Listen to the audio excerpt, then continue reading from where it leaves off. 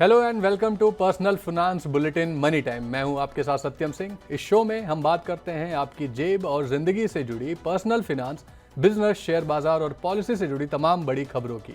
तो बिना देरी के शुरू करते हैं इस बुलेटिन में खबरों का सिलसिला। कार निर्माण करने वाली साउथ कोरियन कंपनी किया पर भारत ने $155 मिलियन की टैक्स चोरी का आरोप लगाया है। कंपनी पर मिस क्लासिफाइंग कंपोनेंट इंपोर्ट करने के कारण यह आरोप लगाया गया है। हालांकि किया ने इन आरोपों का खंडन भी किया है। फिलहाल विदेशी कंपनियां भारत में कार बेचने के लिए हाई टैरिफ की समस्या से लगातार जूझ रही हैं। आपको बता दें कि फिलहाल किया देश में हुंडई और मारुति सुजुकी की सीधी कॉम्पिटिटर है। किया सेल्टॉस और सोनेट किया की टॉप सेलर्स लगातार बनी हुई हैं।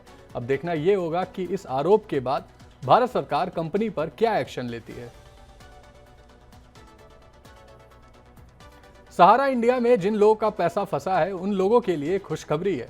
केंद्रीय गृह मंत्री अमित शाह ने मंगलवार को लोकसभा में बताया कि 28 जनवरी 2025 तक सहारा ग्रुप की कोऑपरेटिव सोसाइटीज के 11,61,077 जमाकर्ताओं को कुल 2025.75 करोड़ रुपए वापस किए जा चुके हैं। इसके अलावा अभी भी जिन लोगों के पैसे फंसे हैं वह एक वेबसाइट के जरिए अपना पैसा वापस पा सकते हैं। दरअसल केंद्र सरकार के CRCS सहारा रिफंड पोर्टल के जरिए सहारा इंडिया में फंसा लोगों का पैसा वापस मिल रहा है। 28 जनवरी तक 11,61,077 जमाकर्ताओं को 2025.75 करोड़ रुपए की राशि जारी कर दी गई है। अमित शाह ने इस बारे में जानकारी संसद में दी है, लेकिन खास बात यह है कि लोग अब 5 लाख रुपए तक के लिए भी क्लेम कर सकते हैं। आपको बता दें कि पहले ये लिमिट महज 50,000 रुपए थी। CRCS सहारा रिफंड पोर्टल पर उपलब्ध जानकारी के अनुसार जिन निवेशकों के 5 लाख रुपए तक सहारा इंडिया में फंसे हैं वो उसे वापस पाने के लिए क्लेम कर सकते हैं।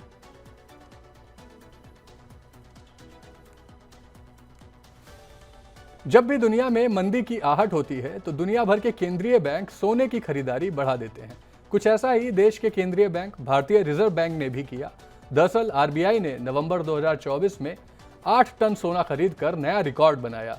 इससे भारत का कुल गोल्ड भंडार 876 टन तक पहुंच गया है। भारत का स्वर्ण भंडार इस समय औसत से कई गुना अधिक है। डोनाल्ड ट्रंप की वापसी हो गई है और भारत सहित कई देशों की करेंसी में गिरावट देखने को भी मिल रही है। इस दौरान RBI ने 2024 में अपने सोने के भंडार में 72.6 टन की बढ़ोतरी की है, जो एक साल पहले की तुलना में तकरीबन 4 गुना से भी ज्यादा है। दिसंबर 2024 के अंत तक RBI के सोने का कुल भंडार 876.18 टन था, जिसकी कीमत $66.2 बिलियन थी। एक साल पहले इसी अवधि में 803.58 टन था, जिसकी कीमत $48.3 बिलियन थी।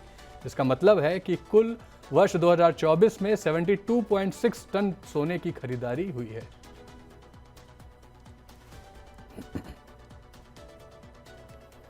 लगातार चर्चा में बने रहे कल्याण ज्वेलर्स के शेयर में पिछले कुछ दिनों में शानदार तेजी देखने को मिली। 4 फरवरी के कारोबारी दिन में स्टॉक 15% तक इंट्राडे हाई पर पहुंच गया था। पिछले 4 दिनों से लगातार शेयर में तेजी बनी हुई है और यह तेजी तब आई है जब शेयर बाजार 3 जनवरी के बाद से ही लगातार गिरावट से जूझ रहे हैं। बात करें अगर 5 दिनों के रिटर्न की तो शेयर ने तकरीबन 30% से ज्यादा का रिटर्न दिया है। स्टॉक में अपने 28 जनवरी के लो से तकरीबन 35% की रिकवरी आ चुकी है। दरअसल कल्याण ज्वेलर्स के शेयर में जनवरी की शुरुआत से ही अच्छी खासी गिरावट दर्ज की गई थी और इस गिरावट के पीछे की अहम वजह प्रमोटर्स का अपनी हिस्सेदारी गिरवी रखना, IT का छापा और स्टॉक में म्यूचुअल फंड्स का रोल था। हालांकि तिमाही नतीजों और बाजार के सुधरते हालत के बाद से स्टॉक में अब हमें तेजी देखने को मिल रही है।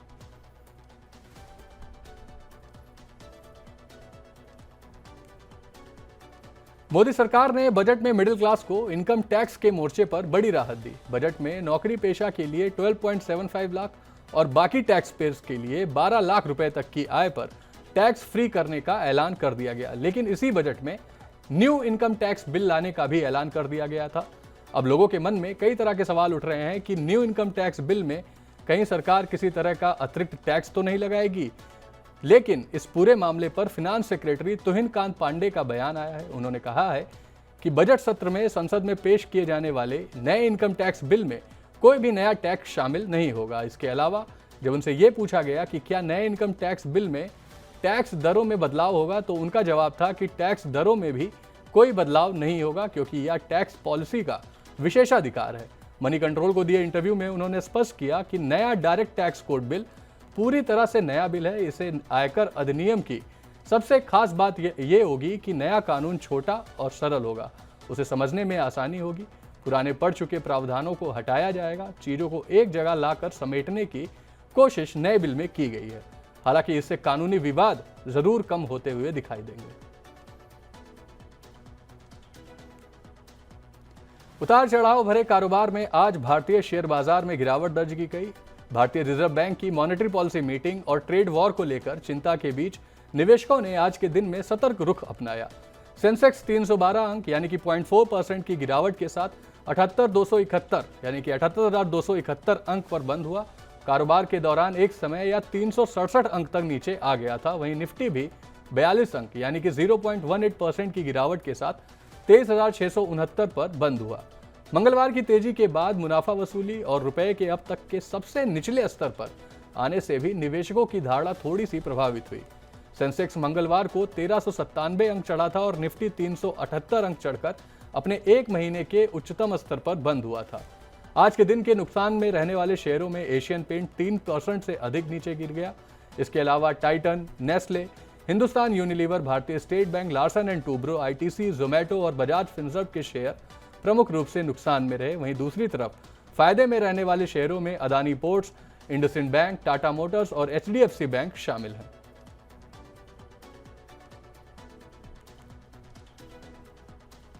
दो 2025 के आम बजट में इनकम टैक्स में राहत देने के बाद अब उम्मीद है कि सरकार पीएफ पर भी बड़ा फैसला ले सकती है। अगर ऐसा होता है तो इससे देश के करोड़ों पीएफ अकाउंट होल्डर्स को फायदा होगा। बजट में वित्त मंत्री ने 12 लाख रुपए तक की इनकम टैक्स को फ्री कर दिया था। इससे लोगों को बड़ी राहत मिली। अब माना यह जा रहा है कि केंद्र सरकार पीएफ के मोर्चे पर भी लोगों को बड़ी खुशखबरी दे सकती है। दरअसल एम्प्लॉय प्रोविडेंट फंड ऑर्गेनाइजेशन यानी कि ईपीएफओ के सेंट्रल ट्रस्टी बोर्ड की बैठक 28 फरवरी को होनी है। ऐसे में उम्मीद लगाई जा रही है कि इस बैठक में पीएफ पर मिलने वाले ब्याज पर भी चर्चा हो सकती है। आपको बता दें कि हर साल पीएफ पर दिए जाने वाले इंटरेस्ट रेट की समीक्षा की जाती है। ऐसे में फाइनेंशियल ईयर 24-25 के लिए प्रोविडेंट फंड पर ब्याज दरों को तय किया जा सकता है। इस बैठक में सीबीटी कई मुद्दों पर चर्चा करेगा और अंतिम फैसला लेगा, जिनमें कर्मचारियों के भविष्य निधि पर दी जाने वाली ब्याज दर भी शामिल हो सकती है। हालांकि अभी तक इस बैठक का आधिकारिक एजेंडा जारी नहीं किया गया है। उम्मीद है आपको मनी टाइम का आज का एपिसोड पसंद आया होगा। आपको हमारा आज का शो कैसा लगा बताने के लिए कमेंट बॉक्स में अपनी राय जरूर शेयर करें। आपके सुझाव हमें इस शो को और बेहतर बनाने में मदद करेंगे। फिलहाल अभी के लिए मुझे दीजिए इजाजत।